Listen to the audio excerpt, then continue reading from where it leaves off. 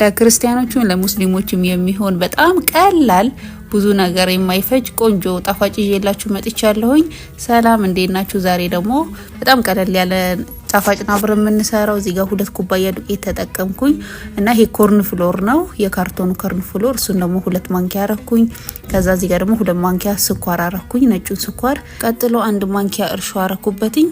እርሾ ፍሬሽ የታሽጎ የነበረ ነው። ከዛ 4 ማንኪያ ወተት ነው ያረኩበትኝ። በ4 ማንኪያ ወተት ፋንታ ለብ ያለ ውሃ መጨመር ትችላላችሁ። ከዛ በኋላ ደግሞ 1 ኩባያ ለብ ያለ ውሃ ነው የጨመርኩበት። ሁሉንም በውሃ መጠቀም ትችላላችሁ ለጾመኞች። ከዛ ቤኪንግ ፓውደር አረኩበት። ሊጡ ትንሽ ስለወፈረ ደግሞ እኔ ወተት ነው የጨመርኩበት። እንደነገርኳችሁ በውሃ ብቻ ማድረግ ትችላላችሁ የጾም እንዲሆን።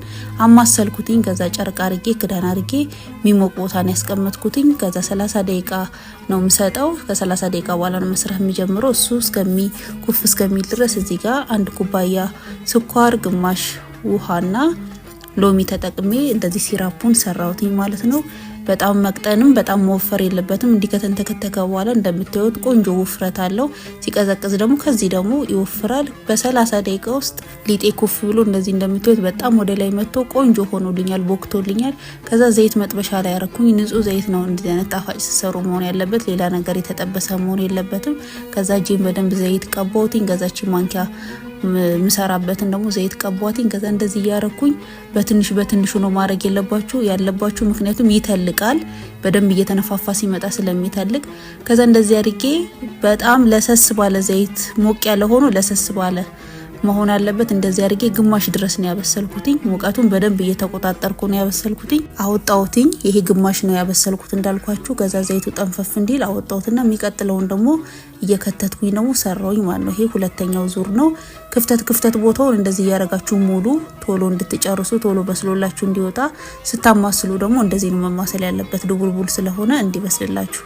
ከዛ ይሄ ግማሽ የተጠበሰውን ድጋሚ እንደዚህ አድርጌ ጎልደን እስከሚሆን ድረስ በደንብ እጄን ሳላሳርፍ እያማሰልኩኝ አበሰልኩትኝ። ከዛ ቀጥታ ዘይቱን በደንብ አንጠፍጥፈን ወደ ሰራነው ሲራፕ ውስጥ ነው የምንከተው። ትኩሱ ነው መሆን ያለበት። ለምታዩ ሲራፑ ቅድም ከነበረው ቅጥነት ትንሽ ደግሞ ወፍሯል። እንደዚህ አድርጌ ቶሎ እያወጣው ሳህን ላይ ነው የምደረድረው። በጣም ፍጥነት ያስፈልጋል። ከዛ የቀሩትንም እንደዚህ እያረኩኝ በሲራፑ ይድብልቅልቅ እያረኩኝ ሳህኑ ላይ አድርጌ ደርድሬ ጨረስኩኝ። እንደምታዩት ደግሞ በጣም ቆንጆ ሆኗል። ከዛ የቀረውን ሲራፕ ደግሞ ከላይ በደንብ አድርጌ ያፈሰስኩበት። እኔ ትንሽ ሲራፕ አሳንሼዋለሁኝ ስላልፈለኩኝ ነው እንደዚህ በመጠኑ እንዲሆን። ከዛ ያው ራሴ ነው የምቀምሰው። ራሴ ቀመስኩት። በእውነት ኮርን ፍሎር ሁሉ ነገር ስላለው ልኬቱ ትክክል ስለሆነ ውስጡም በስሏል። በጣም ነው የሚጣፍጠው። ትኩስም ስለሆነ ስለሚያቃጥል እንደዚህ እየመረጥኩ ነው የበላሁትኝ። ትኩስ ነው ሲበላ ደስ የሚለው። ይሄን ይመስላል የዛሬው ሬሲፒያችን። ሞክሩት፣ ተወዱታላችሁ። ሞክራችሁት አስተያየታችሁ ኮሜንት ሴክሽን ላይ ጻፉልኝ። በጣም ነው የምወዳችሁ። ፎሎ ማድረግ አትርሱ። ቻው፣ ባይ ባይ።